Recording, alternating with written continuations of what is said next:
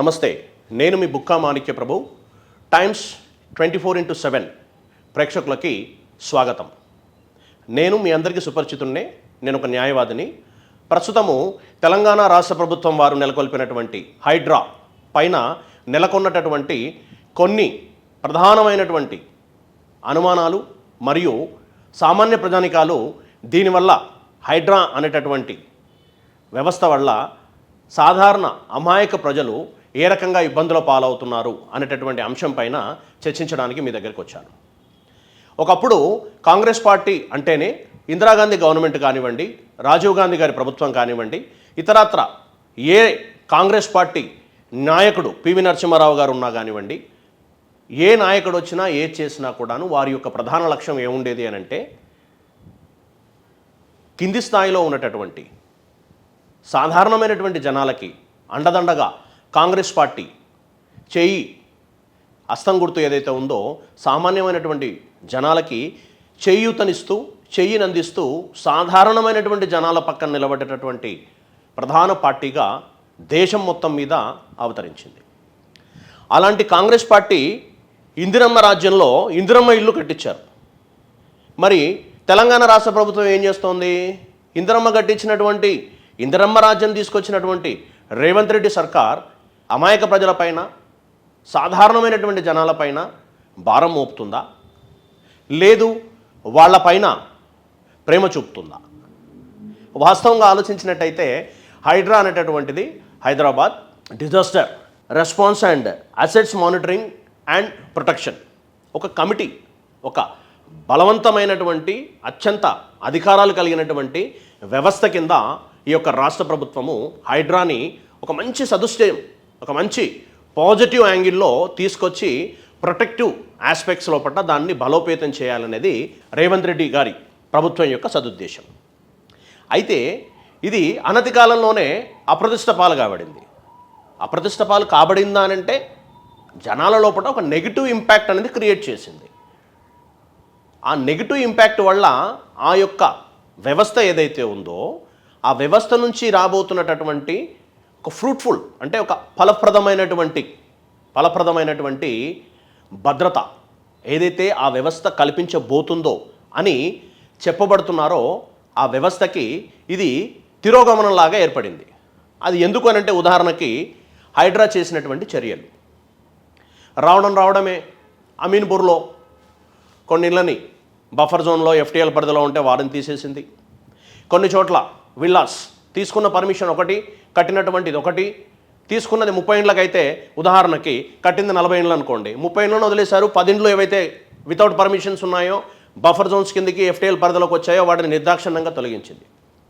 ఇది ముఖ్యంగా తెలంగాణ రాష్ట్రంలో ప్రముఖ సినీ నటుడు అయినటువంటి శ్రీ అక్కినేని నాగార్జున గారి కన్వెన్షన్ అనేటటువంటి ఒక వ్యవస్థ దగ్గర నుంచి స్టార్ట్ అయింది. ఆ తర్వాత తన దూకుడును ప్రదర్శిస్తూ పోతుంది.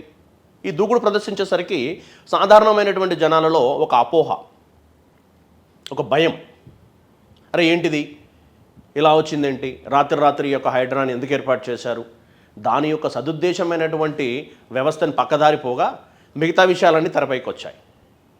కానీ పేద ప్రజలకి కాంగ్రెస్ ప్రభుత్వం అనేటటువంటిది గడిచిన 3 దశాబ్ద కాలంలోనే ఎన్నో రకాలైనటువంటి ప్రజా ప్రయోజనమైనటువంటి కార్యక్రమాలు తీసుకొచ్చారు. అందులో ముఖ్యంగా మన దివంగత రాష్ట్ర ముఖ్యమంత్రిగా ఉన్నటువంటి వైఎస్ రాజశేఖర రెడ్డి గారు ఆరోగ్యశ్రీ, పేదలకు సంబంధించినటువంటి చదువు, విద్యార్థులందరికీ అందాలని చెప్పేసి ఒక మంచి దృఢ నిశ్చయంతోన ఎడ్యుకేషన్కి సంబంధించినటువంటి విద్యార్థులకి, ముఖ్యంగా ఇంజనీరింగ్ విద్యార్థులకు కానీ మెడికల్ విద్యార్థులకు కానీ ఫీజు రియంబర్స్మెంట్ పథకం, ఆరోగ్యశ్రీ పథకం, తర్వాత 2 పథకాల గది, ఇలాంటి కార్యక్రమాలు చాలా చేశారు.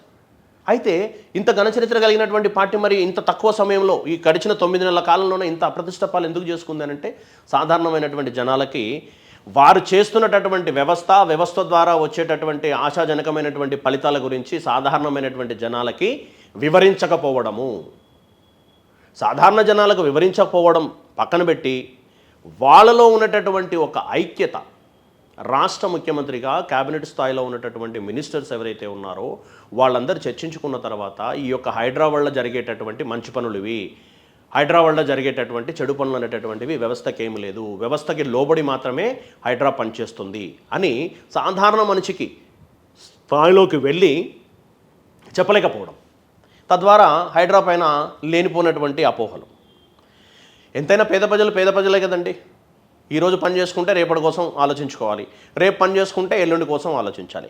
అలాంటి మధ్యతరగతి, దిగువ మధ్యతరగతి ప్రజలపైన ఈ రకమైనటువంటి అపోహలు, ఈ రకమైనటువంటి భయోపాతం సృష్టించినట్టయితే ఎవరికైనా కూడాను ఒక రకమైనటువంటి ఇన్సెక్యూర్ ఫీలింగ్ అనేది ఏర్పడుతుంది. అయితే ఈ యొక్క హైడ్రా అనేటటువంటి వ్యవస్థ ఏదైతే ఉందో ఇది చట్టబద్ధత తీసుకోబోతోంది. ఈ యొక్క చట్టబద్ధతను కూడాను రాష్ట్ర ప్రభుత్వం వారు చాలా కట్టుదిట్టంగా విశిష్టమైనటువంటి అధికారాలన్నీ కల్పిస్తూ రాష్ట్రంలో మరొక పోలీస్ స్టేషన్ వ్యవస్థని వాళ్ళకి ఇచ్చారు. ఒక ఏసీపీ స్థాయి అధికారి దాన్ని పర్యవేక్షిస్తాడు. మరియు ఈ మధ్యకాలంలోనే దాదాపుగా 170 మంది ఇతరత్ర వ్యవస్థల్లో పనిచేస్తున్నటువంటి మంచి పేరెన్నికగన్నటువంటి ఆఫీసర్లను కూడాను హైడ్రాకి అప్పచెప్పడం జరిగింది. పోస్టింగ్స్ ఇచ్చేశారు. హైడ్రాకి సపరేట్ బడ్జెట్ క్రియేట్ చేసింది రాష్ట్ర ప్రభుత్వం. హైడ్రాకు సంబంధించినటువంటి నియమావళి ఏ రకంగా ఉండాలి, ప్రవర్తన ఏంటి, నియమావళి ఏంటి, ఉద్దేశం ఏంటి, అది రీచ్ చేయటటువంటి అది ఏ యొక్క ఉద్దేశంతో ఏర్పడిందో ఆ ఉద్దేశాలని స్థాయిని అందుకోవడానికి కావలసినటువంటి మినిమం అమ్యూనిటీస్ అన్నీ కూడాను రాష్ట్ర ప్రభుత్వం పకడ్బందీగా రంగనాథ్ గారికి అప్పచెప్పడం జరుగుతోంది. ఈ మధ్యకాలంలోనే అది రాష్ట్ర గవర్నర్ గారి చేతకు వెళ్ళింది. రాష్ట్ర గవర్నర్ గారికి కూడా ఉన్నటువంటి క్వరీస్ ఏమైనా ఉంటే రాష్ట్ర పురపాలక శాఖ ప్రిన్సిపల్ సెక్రటరీ అయినటువంటి దానకిషోర్ గారు కూడాను దాన్ని వారికి అన్ని రకాలుగా అప్పచెప్పడం జరిగింది. అపోహలు, వారికి ఉన్నటువంటి డౌట్స్ అన్ని క్లారిఫై చేసింది. ఇప్పుడు రాబోయేటటువంటి అసెంబ్లీ సమావేశాల్లో ఇది చట్టరూపం దాల్చబోతోంది.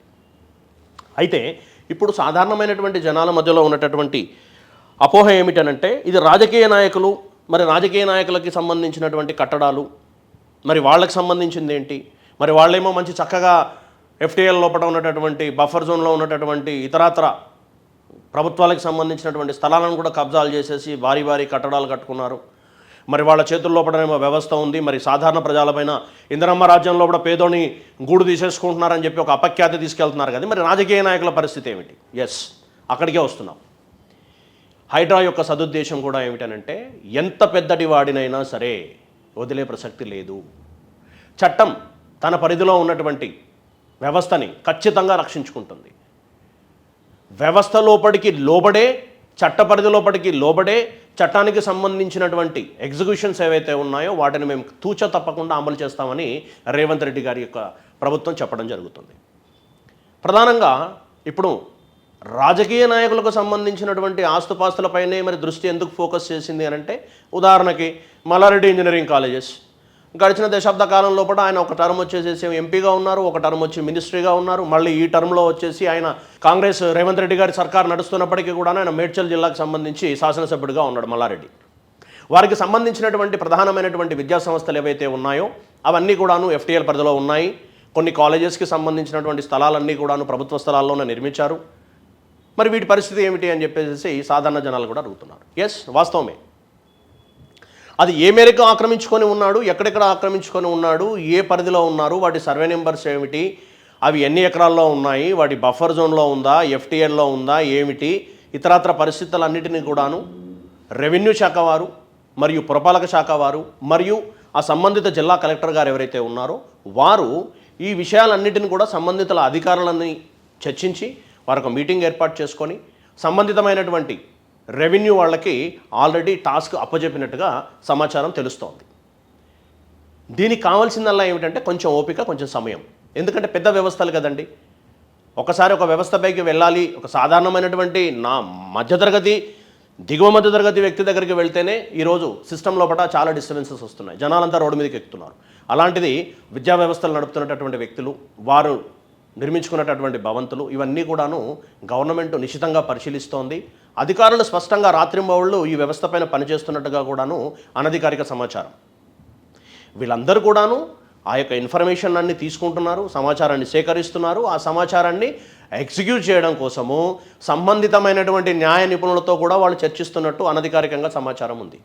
ఒక్కసారి హైడ్రా కనుక చట్టబద్ధత వచ్చింది అని అంటే ఈ ఫాతిమా కాలేజ్ కానివ్వండి, మల్లారెడ్డి కాలేజెస్ కానివ్వండి, పల్లా రాజేశ్వరరెడ్డి గారి కాలేజెస్ కానివ్వండి, ఇతరత్ర ఏ రాజకీయ నాయకుడైనా సరే, అది పట్నం మహేందర్ రెడ్డి కావచ్చు, ఇంకా ఇతరత్ర ఎవరైనా సరే గండిపేట సరివాహక ప్రాంతం కానివ్వండి, హిమాయత్ సాగర్ పరివాహక ప్రాంతం కానివ్వండి, ఉస్మాన్ సాగర్ కానివ్వండి, మూసీ సరివాహక ప్రాంతంలో ఉన్నటువంటి సామాన్యుడు కానివ్వండి, ఎవరికైనా సరే చట్టం అనేటటువంటిది ఖచ్చితంగా వర్తింపచేయాలనేటటువంటి సదుద్దేశంతోన హైడ్రా యొక్క కమిషనర్ రంగనాథ్ గారు ఉన్నట్టుగా విశ్వసనీయమైనటువంటి సమాచారం.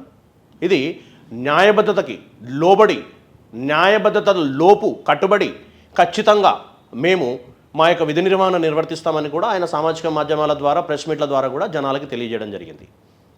ఈ యొక్క అవకాశం ఇచ్చినటువంటి టైమ్స్ 24/7 వారికి, టైమ్స్ 24/7ని క్రమం తప్పకుండా వీక్షిస్తున్నటువంటి ప్రేక్షకులకి నా యొక్క మనస్ఫూర్తి నమస్కారాలు. ఇట్లు మీ మాణిక్య ప్రభు, న్యాయవాది. షేర్ చేయండి, లైక్ చేయండి, సబ్స్క్రైబ్ చేయండి. మరిన్ని వీడియోల కోసం బెల్ సింబల్ పై క్లిక్ చేయండి.